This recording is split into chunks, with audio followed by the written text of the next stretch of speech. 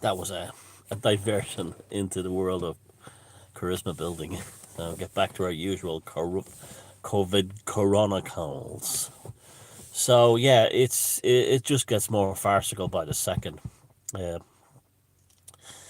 CNN has recruited Greta Thunberg as an expert on their coronavirus panel.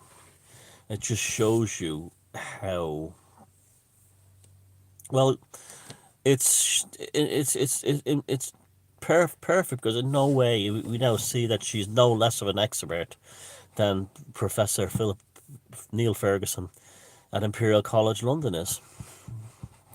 He's turned out to be a total bogus bullshitter on the whole thing as well, and he's supposed to be the world's number one expert. And so why would it make a difference? Now, it just goes to show you that we live in an age where name and personality and marketing is more important than reality. And having to deal with all those lunatics calling themselves scientifically minded, rallying and championing Greta Thunberg, now that the same ones will be going, it's science, and they'll be rallying around her as a corona expert. They just want authority figures to tell them what to do. They want nothing else. They just want authority figures to tell them what to do, and they're not achievers. And that's what they want. They're not achievers. That'll be the B side, or maybe I should do it as like a different kind of song, like a folk ballad or something. They're not achievers anyway. Not tonight, not tomorrow, not today. They don't achieve these things because they are all dicks who think Greta is the goddess of salvation. Something like that. Yeah, but that's like what they're like. And it's a mess. It's an awful mess. Now I'm seeing, like here, I've been listening to years for all these people. We're going to have a great awakening. What are we going to do to get the people to have a great awakening? Yeah, Macabista, this stuff. Get off your knees. It's going to be a great awakening. And then it turns out that as soon as McDonald's in England opens, there's like huge. And it's not just a thing that would happen in any country. There'd be these massive queues of people and lines of people to get their McDonald's. And people still think there's going to be a great awakening. There's going to be a great. The people are going to rise up and take down the globalists. No, they told you what they're like. That's what the meat are. That's what they're like. It'll never change. Once you are awake yourself, that's enough. Now, some gobshites have been putting posters up all around Dublin about the COVID-19, and they have like pictures. It's everything that's wrong with this approach. They put the big yellow posters, and they spell words on it. There's spelling mistakes on it. That's for starters. That's just bad enough. And pictures of the Masonic square with the G in it. You know, just and the word New World Order and like forced mandatory vaccination. And most people just look at that and laugh, and the people that you could win over will look at that and laugh. But if the poster said something like about Neil Ferguson breaking the curfew, if he really does believe it's that dangerous, why did he have his woman come over?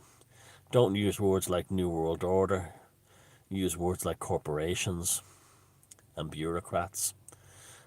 Don't use your Masonic G sign or your fucking eye at the top of the pyramid, because that just puts people right off.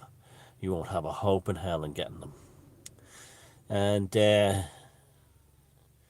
so I just was looking at the poster and like, yeah, this is going to wake up the masses. No, it's going to make you look like a fucking lunatic. And the ones who, most of them will just ignore it or laugh at it. But if you wrote something, if you wrote, like, posters don't work. Look at all the political posters, they don't work. They only preach to the converted already. And preaching to the converted already is, what's the point? Go to church, if that's what you want.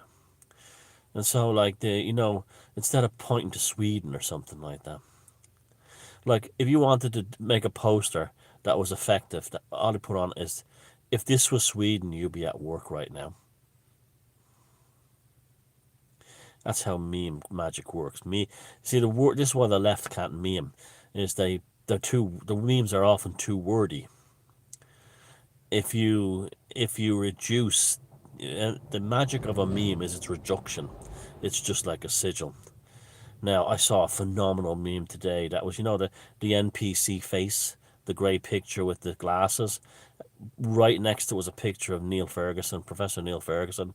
Now that's pure chaos magic, because he's the one who, you know, destroyed the globalist plans basically, by having a relationship with a married woman, which I don't care about his private life. But what I do care about the fact is that he knew the curfew, the lockdown was bullshit, and it was safe to travel because he knew it was all bullshit, all his predictions.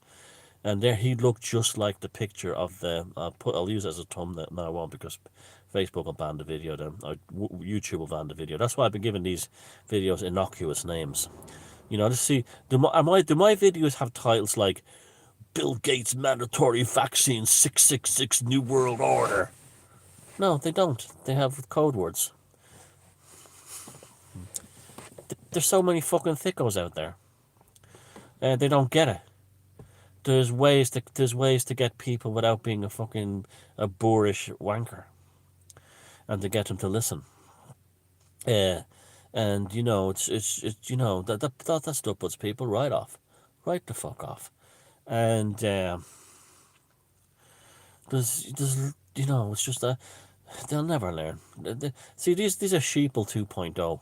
They've woken up, they've watched David Icke, and they've watched Alex Jones, and they think they know it all. They think they're experts on stuff, Freemen of the land, bullshit, and this crap, sovereign citizens. But they're just sheeple 2.0 because they're still stuck in a new paradigm which they think is right. They're not. They're just stuck in a holding pattern. The door is open a little bit, but they stand on the threshold, but they haven't walked through. Not all of them. Some of them do, but not all of them. And again, it's like, look, Gemma O'Doherty and John Waters probably have spent a fortune bringing that case to the High Court. There's every indication, I think, that the lockdown will probably end next week. I think the Irish government, I just have this, they just seem to be like ready to just say fuck it and just end the thing completely and forget their phased ending. I can see that happening. And you can see the sense in ending it now. And the Irish media was full of papers of little kids who had already had the pre-existing conditions and got the COVID-19. It's a horrible tragedy.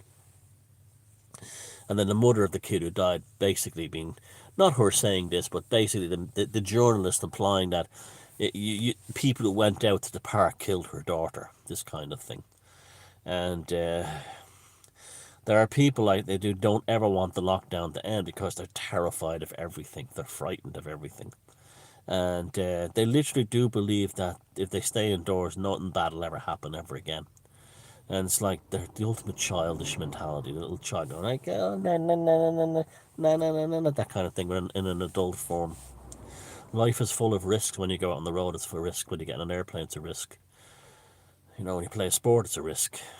Life is full of risks. You go into a town centre on a Saturday night full of drunks, it's a risk. Life is a risk, and these people have been mollycoddled all their lives, and especially these millennials, and they're terrified of their own shadow. But lots of people in their 40s, 50s and 60s are like this too. They've been mollycoddled. They worked in a civil service and they never had to get out there in the real world and do stuff. And they've never taken a chance in life. And they're all terrified as well. And it's because a lot of it has to do with no internal sense of being or whatever. There's a huge amount of that goes on. This is literally the only life they'll get. So, this is the absurdity of keeping the lockdown going. Its madness is starting to show by the likes of Greta Thunberg getting on CNN as a panelist. Now, she's a creepy little shit, and I don't care what anyone says. And it's just that she's nearly a woman at this point. So don't give me this little girl thing. But she gives me the fucking creeps. Everything about her. And yeah, I know her parents are using her, but she's just as bad. There's something not right there. And the angry, the hateful face, their face full of hatred and anger. And you know that she'll get some university, if she can't even read and write, she'll get some job as a university professor at, Sarah Lawrence or some like female Ivy League school. Set her up for life. It's Greta Thunberg is the Desmond is amazing for atheists. That's what she is. She's the Desmond is amazing for atheists. Now we have a situation also where they're going to live stream the solstice from Stonehenge. So that means you can't get all the cosplay druids, the ones who dress like Merlin in the musical Arthur, with their tiaras and all these sex cases holding staffs, trying to score some low end pussy. They won't be there this year, dressed like Anglican bishops. And there never was druids at Stonehenge or any stone circle, and the whole thing is farcical anyway. Stonehenge will probably recover this year from these freaks not being at it, and all the other Harry Potter cosplay types who go there. I'm absolutely delighted there'll be no one at Stonehenge this year, because it will give that circle a chance to restore.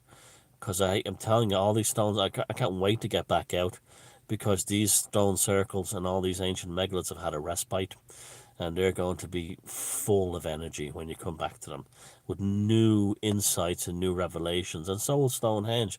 This shutting down of Stonehenge on the solstice is probably the best thing that's happened Stonehenge in centuries. And I'm absolutely delighted about it. So, Mervyn the Druid, with a staff and his boner, you can, go somewhere else instead and watch it online. And this is great. It's wonderful. And I'm happy for Stonehenge. All the Harry Potter wannabes won't be there, and all the Gandalf wannabes won't be there, and not leaving a big mess of litter and everything. And so, that's the good side of this lockdown. Like I said, there's good sides and bad sides. I don't seem to see many people being as depressed as before they were. They seem to be a lot more relaxed now, which is a good thing. I don't know if that's institutionalization and they've gotten used to it or not, or anything like that. But so here we are. We're still in it. I kind of get the feeling that in Ireland, with the lockdown, which is still very severe here, by the way, extremely severe, will end. Like, I can now go 5 kilometers. What's that? Not even just over 2 miles. It's ridiculous, I couldn't even go a mile before. 2 kilometers isn't even a mile, I don't think. And it's ridiculous. And now, I think a lot of people, I think the government is, as I said, they're just using it as an excuse, particularly in the UK, as an excuse to not open up too fast, because people find that right away that their jobs are gone. I mean, I've heard stories about the amount of truck drivers who've lost their jobs. It's shocking. Absolutely shocking. And so here we are. I'm having a nice time today. I hope you are too. I've got a new book I want to start. I've purposely avoided watching movies and televisions. And for last night, for the first time, I decided to sit down and watch a movie. And I watched The Irishman. And it was a very good film too as well. I know some people didn't like it and some people hated it. But I thought, it was a bit too long. I have to agree with that. But I'm fascinated by that period of American history. And, how can you go wrong with those actors and that director? But I did enjoy it very much. And, it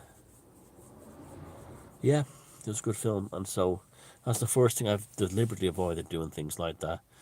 I saw Adam Clayton from U2, and he seems like a very nice fella. And he's been locked up in Dublin. And he said, and the guy who hosted the TV show said, "What have you been doing with your time?" And he says, "To be honest with you, all I've done is watch too much TV." So I'm glad I avoided that, because I could have watched too much TV. See you tomorrow. Take care of yourself. Stay beautiful.